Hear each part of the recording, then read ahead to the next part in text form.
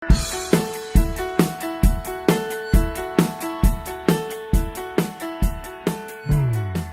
have a Stormtrooper mug available from the Disney store for £9.99. No, only kidding again.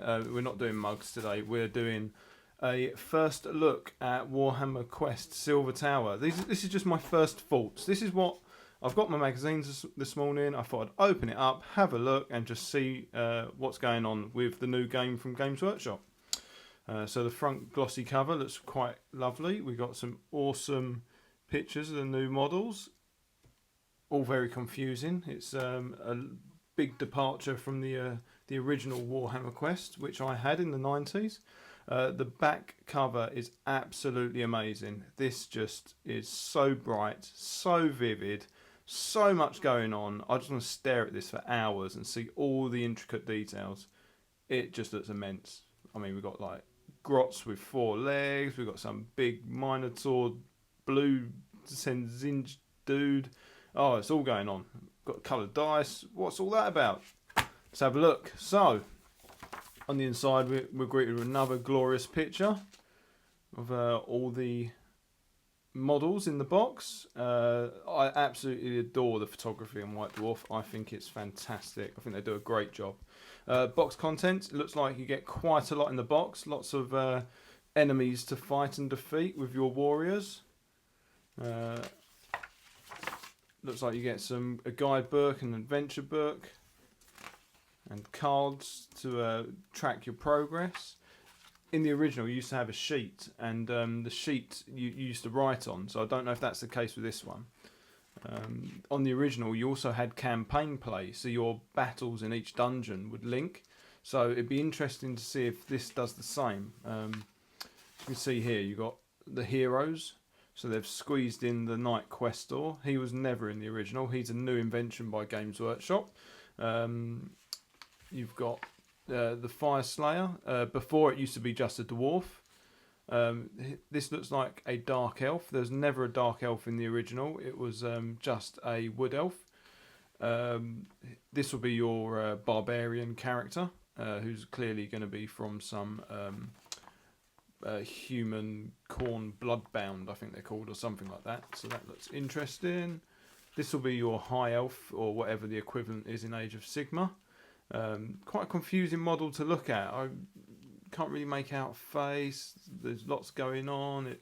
It's a little bit too dynamic for me. It's a great sculpt. The sculptor's done amazing work, but this one really excites me. This is such a cool model because there was a warrior priest in the original, and he is so close in design to the original. It's excellent, and he's the only one that really looks similar. Maybe the barbarian as well, but here we have a Gaunt Summoner. I think Games Workshop released a Finecast version of this, so this would be great for people who want in a plastic version. Got his familiars. This model looks incredible. It looks all magical and glowing, and it looks really menacing as well. The over the shoulder look is something that Games Workshop just don't do with their sculpts, and it's really created a unique looking model. So hats off for them for that. Here's those weird 4-legged. They've got little claws as well, so I guess they've got 8 limbs. So kind of like, and obviously the spider web motif as well. There's clearly going to be some night goblin spider-esque type model, which is kind of cool and wacky.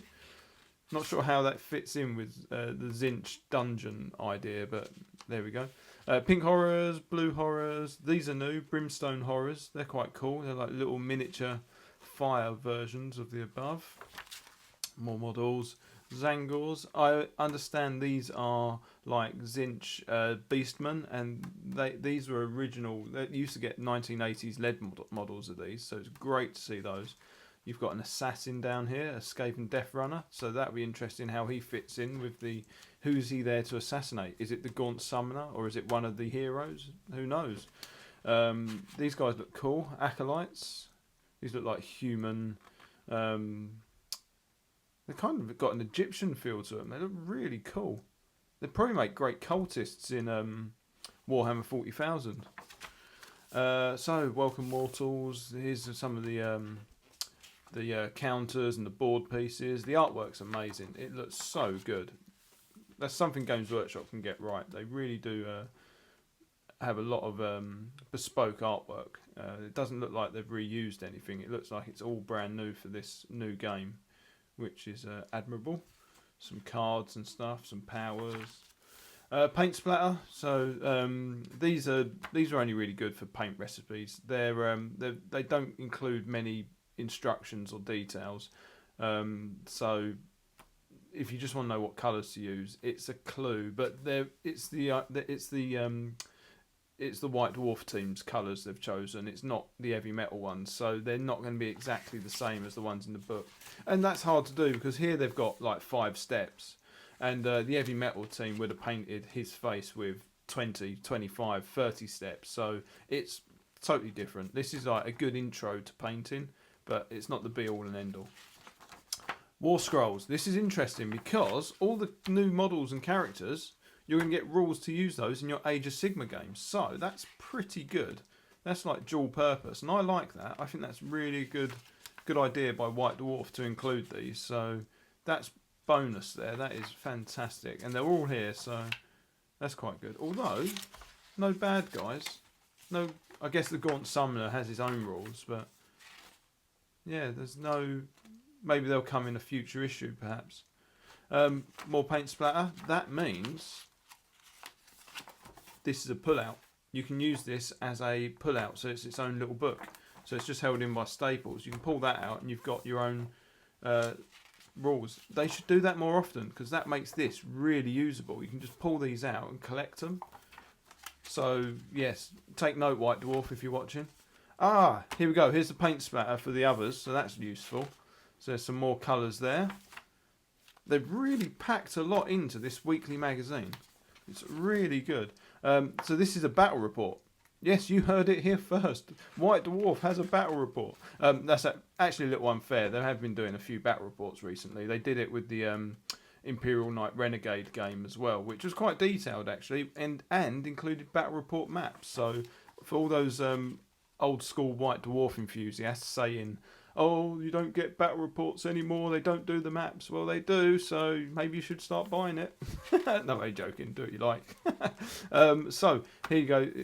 This, if you buy this and read through it, you will see that you'll get the all the take through, and they're going into each room and all that type of thing. So, it will explain to you in detail how to play a game up to 7 rooms where they meet the Gaunt Summoner. So, that's quite good. So if you just want to know how the game plays, you're going to have to buy this really and have a little read through. That's not my job to tell you how to play the game. Or actually pop into Games Workshops. They're going to be doing demo games and stuff like that. So that's worth an idea. Or your local independent. I'm sure they'll do the same. So this is interesting. They're going to be releasing a app to go alongside the game. So you can play with extra characters that you own. So you haven't got to use the heroes that come with a box. So that's excellent. So this looks like a novel, so that's quite cool. So if you want to get some backstory and stuff like that, or I say novel, it's novella. So these are very short books. These annoy me. These books, you pay like full price for a book, and it's like it's like half the size of a normal book. It's really annoying, really annoying. I wish Games Workshop wouldn't rush these out. I say Games Workshop, Black Library, whoever. I wish they wouldn't rush them out as these short stories and they'd actually sell you a full story for the exact same price because they're expensive enough. I mean, how much is this one? This is... it's not... £9.99, is that focusing on? 10 quid for a short story. No, sorry Games Workshop, you're not buying me. Here we go. This is what I was saying. It looks like next issue you will get the rest of the characters to use in your games of Age of Sigmar. So you're going to have to buy next week's as well. And that's done. All finished. So quick thoughts. It looks very exciting. How close is it to the original? From first glance, doesn't look like it is. It looks like it's a brand new story, brand new adventure. The original was set in Warhammer Old World, and it was dungeons across the Warhammer Old World. And there was a campaign book, and you'd go into different dungeons. It was the same floor tiles, but these are detailed floor tiles specific for the Silver Tower. So how much playability is going to be here? You're going to go into the same dungeon every time. Obviously, the dungeon will change and look different, but the background story, you're just going to go and face the Gaunt Summoner every time. So that doesn't. It makes me wonder: is there campaign play? Will you be able to experience level up your heroes like you did in the original with this campaign book? I don't think you can, because there's a guidebook and there's an adventure book. There's no campaign book. So I think Games Workshop have missed a trick on this, because the campaign play of leveling up your heroes and adding more monsters to the dungeon, and you could fight bloodthirsters in the original and stuff like that. It could get absolutely crazy. So this is a real shame. I think they might have missed a trick. Obviously, that's just what I'm getting from this initial first look. I don't know if that's the case. But I just think the very specific.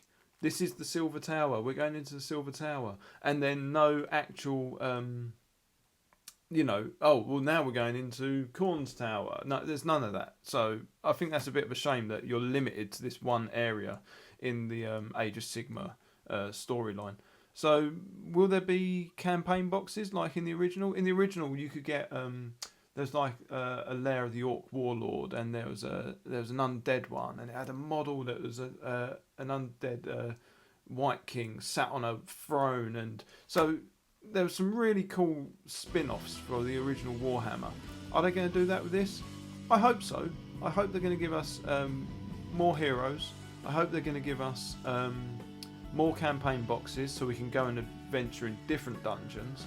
And I hope they do some kind of experience level up play as well, so you can keep your hero from dungeon to dungeon. Maybe that's in the app. That could be built into the app. That's something we'd have to look at a later date. So fingers crossed, get down to Games Workshop. All those questions I had will be answered if you go there. And that's it from me. Enjoy it and see you next time. Bye.